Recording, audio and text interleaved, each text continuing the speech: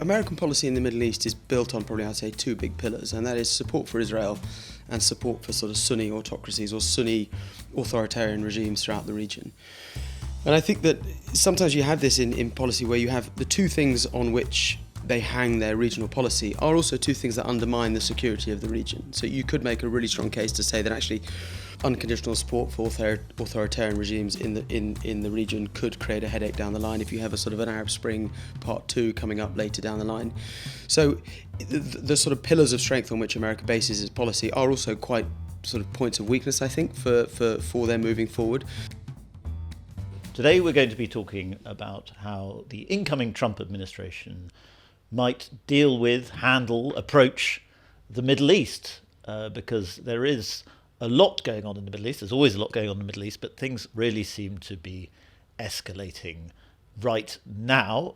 To talk about this, I'm delighted to be joined by Charlie Gammell, who used to work for the British Foreign Office on the Iran desk, the Iran and North Africa desk. And he's also a writer. He writes for Spectator and advises businesses, people, various clients on Middle Eastern politics. Charlie, we should start with the kind of weekend's news, which is seemingly a attempted coup going on in Syria, a threat to the Assad regime, because, as you said, the war in Lebanon will have knock-on consequences, and we could be looking at the creation of ISIS 3.0. Is that what's happening here in Syria? Well, I think what's happened over the weekend in Syria, there's just so much to get into. There's whether it touches on what's going on in Lebanon, whether it touches on what's going on in Iran. What we're seeing in Syria is the advance of Hayat Tahrir al-Sham, which is an anti-Assad group that has been fighting against Assad since the start of the civil war. It has its antecedents in sort of al-Qaeda, sort of Sunni fundamentalism. And yet what it's trying to do is it's taken Aleppo and then it's moving south to Hama. And when I was talking about the article that I wrote in October, I wasn't necessarily thinking of Syria exactly. I was thinking that a coalition of Sunni fundamentalist groups against what's going on in Gaza and Lebanon, that would be the rallying cry for groups, fundamentalist groups across the region. Like we saw, the historical sort of precedent for that is 2003 in the invasion of Iraq. Al-Qaeda, it could have been argued, with 2003 was slightly dead in the water. It had been pummeled in Afghanistan and sort of fled, and it was being harassed by the Americans. But what recreated sort of Al-Qaeda was the war in Iraq. So I think that all these actions have unintended consequences, and I think what we're seeing on the weekend is HTS, as they're called, taking advantage of the weakness of the Syrian regime. The three pillars on which the Syrian regime depended for its sort of existence was Russia, Iran and Hezbollah. Russia air power, Iran ground troops, and obviously Hezbollah ground troops. Obviously Hezbollah is completely on the back foot. Some might say it's totally destroyed. Iran is distracted, and Russia likewise is distracted. And I don't think it's a coincidence that the move to capture Aleppo started on the same day that there was a ceasefire announced in Lebanon. So we are seeing the more Israel damages Hezbollah, and the night before the ceasefire happened with Hezbollah, American Air Force pummeled targets in Syria, sort of Iran-linked targets in Syria. So you had this hollowing out of the sort of pro-Assad, Iranian-backed bits of support for that regime, and a consequence of that is it opened the door to some of these groups like HTS to come in and take over. Now, almost it doesn't really matter where they've got. I think they're definitely in Aleppo, and they're looking to go south into Hama. Where this will go, it's remained to be seen. I think it's too early to count Assad out. I think he will wait for them to overextend themselves and then look to call in Russian air power when that will be at its most effective. But we are seeing an unintended consequence of the conflict in Lebanon and in Gaza to an extent. And it brings into play, I mean, we'll talk about it, a lot of really fascinating unintended consequences in the region that have happened recently. And if we think about it in terms of a Trump administration coming in less than 50 days now, Iran, obviously Trump 1.0 tore up the Iran deal. Yeah. A lot of people thought that was an incredibly dangerous thing to do, was going to destabilise the region and so on. Even as a Trump critic, one might say he sort of got away with it to a large extent. And it appeared as though through the Abraham Accords and so on, the strategy of isolating Iran appeared to be working in some respects. You now have this situation in Iran. You've also written a piece about this, where Khamenei may be about to die. He's been supposed to die for a long time, but it looks like it might actually be happening now, Trump might find himself coming into office at a time where Syria's a great upheaval in Syria, possibly an ISIS 3.0, and we remember that Trump took a lot of pride in smashing ISIS the first time around. You have a possibility of dramatic political change in Iran. All crises are opportunities. There's quite a few for Trump 2.0. Yeah, definitely. And I think with respect to Iran, Iran has said we are open to having conversations with the Americans. So I think that's the sort of starting point where we are now. It looks like, when we talk about Syria, it's a frozen conflict that's become reignited since 2020. Russia and Turkey mediated a ceasefire in Idlib in Syria. And people are talking a lot about these frozen conflicts becoming reignited. And if you think of Trump coming back to the Middle East, but the conflict that's become reignited in Syria is the dramatis personae have all got very different lookouts from the one they had in 2020. And likewise, the Middle East that Trump's walking into is a very different place to the one he left. Where is Trump now? Where is Iran now? Iran is weakened. The axis of resistance is not really doing much resisting at the moment. It's doing a lot of capitulating and a lot of being bombed. But it's not doing the thing that Iran wants it to do, which is to be this sort of forward line of defense in the region. And I think that from a negotiating perspective, when the Americans come to negotiate with the Iranians, if they do, it's almost like the axis of resistance is something they can give away for free. Because it doesn't really exist anymore. I mean, it does, but not nearly as strong as it did. And when Trump came into power, the reason he's tore up the JCPOA is because he said the Iranians have got sanctions relief, and what are they doing with that money? They're sending it to all these groups that are fighting across the Middle East, and they are destabilising the region. So that was his big lookout. The big lookout was the destabilising role of these Iranian-backed militias across the Middle East, including Hezbollah in Lebanon. Now I think the role that those groups play in the region is completely changed because of what's happened, and I think he will have to sort out Syria, even though he withdrew troops from he sort of lessened America's relations with the Kurdish groups in the north that had been fighting Assad. He will have to get involved in this, I think. But with Iran, I think the time is ripe for negotiations. And again, if I sort of go back to another piece I wrote where it started in 2000, where I sort of started talking about 2012. When in the lead up to JCPOA, you had American policymakers saying we need to keep the economic pressure on Iran because it's going to bring them to the table. And you had another sort of caucus saying, actually, we just need to keep the economic pressure on Iran and it'll fall over. We don't need to negotiate with them. And I think the sort of time to negotiate with Iran from an American perspective is right now, but it's also potentially the time if you're a hawk to say, well, let's just keep pushing because they're going to fall over. Well, and that's going to be the big split within Trump world. Yeah. It looks like his team, his foreign policy team, is on the hawkier end of the spectrum. You have Marco Rubio, as Secretary of State. You have Mike Waltz as National Security Advisor. These people are very concerned about China. They're very concerned about Iran and hurting Iran to a large extent.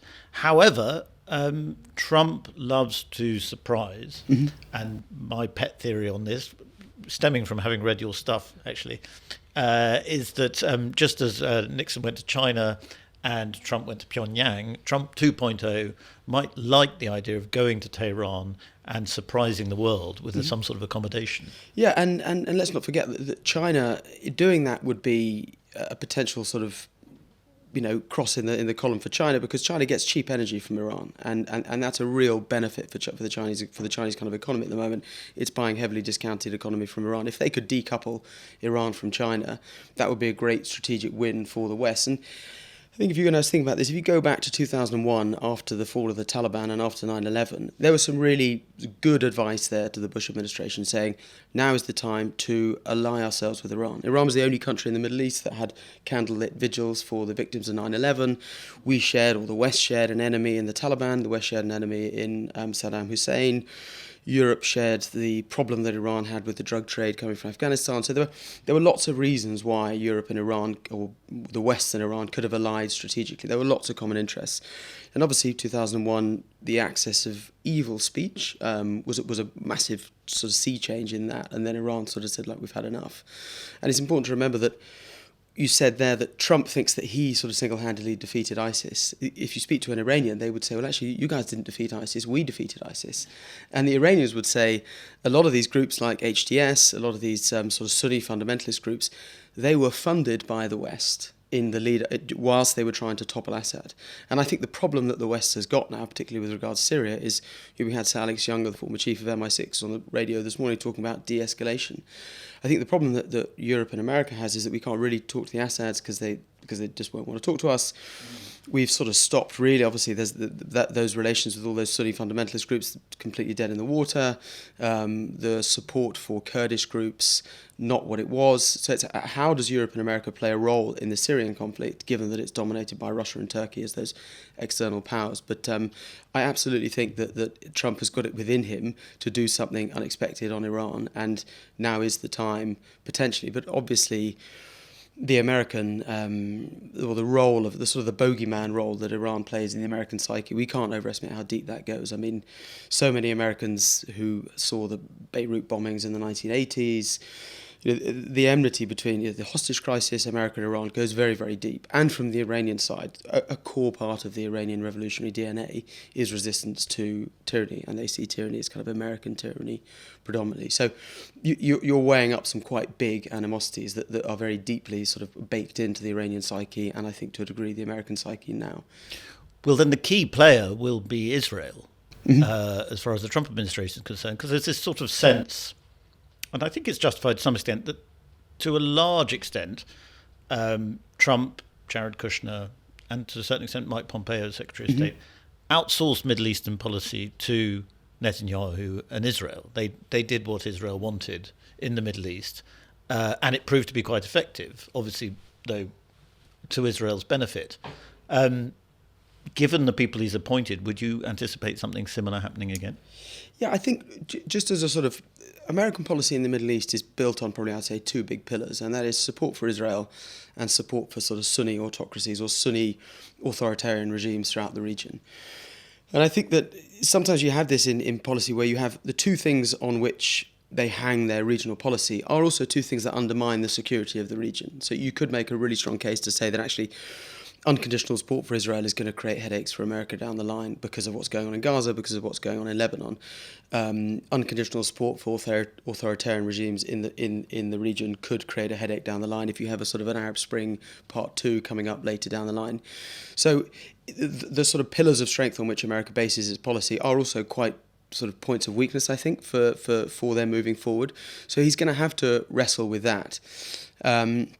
In terms of outsourcing it, yeah, and the Kushner kind of Abraham Accords, there was a very big Kissinger imprint on that as well, and that kind of very pragmatic approach to how do we solve it. If we are going to draw back from the region, then we need sort of diplomatic architecture as opposed to military sort of oomph to keep this thing going.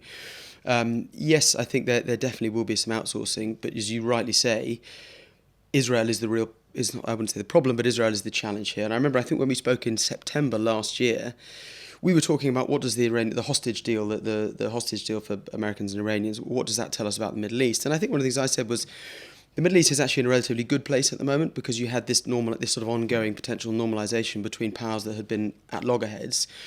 But the one thing preventing that going from potentially good to really good was the issue in Gaza and the West Bank and East Jerusalem, and that sort of the core of all these problems in the region, the sort of the flame and the moths all come to it, is that problem in Gaza. So without being sort of, a bit of a cliche, that is the issue that I think will define the sustainability of any solution that you find in the Middle East. Can a incoming administration address this issue, yes or no? And I think that's the big challenge I think he faces. And another big player there presumably is Saudi Arabia, which, we are led to believe that normalisation has been held up by Gaza, what's going on in Gaza. What's your reading on that? Well, I think Saudi Arabia has, as with a lot of powers in the region that have a relationship of sorts with Israel and a very strong relationship with America, that sort of bit of geopolitics is at odds with a lot of what people are thinking in the country. And the mood music amongst ordinary Saudis and other Arab nations is the people have a problem with this sort of four-square support behind American policy in the region, given the number of Muslims that are being killed in the process. And every power in the region has to balance that. And I think Saudi Arabia is looking to have a closer relationship with Iran potentially, and I think that's one way to offset its relationship with America and the damage that it might do optically for its own people. To say, we have relations with America, but we also have relations with Iran, who are standing up for what's going on in Gaza. And obviously that's only looking at it from one angle. There are lots of other things that go into it. But all of the powers, all of the Arab nations that have relations with Israel and America, they're just trying to balance those two competing tendencies. And so the Saudi attitude to Iran, often portrayed as just hostility, perhaps with some rapprochement over agreement on Gaza. It's more complicated than that, is it not? Yeah, I think so. Saudi Arabia and Iran, and there's a great book called Black Wave by a journalist called Kim Gattas about how you can look at the Middle East from 1979 to now as a rivalry between Wahhabi, what she would call, or one might call, fundamentalism, and the sort of Iranian version of that, which is the Velayat Faqih and this sort of Islamic fundamentalist, Shia fundamentalist revolution that happened in Iran, and the competing tendencies between Iran and Saudi Arabia to answer the question, who claims to speak for Islam? And that's why you have Iran trying to reach across sectarian boundaries into sort of acting and funding Hamas and funding non-Shiite groups in the region. So they have been at, obviously, loggerheads ideologically for a long, long time.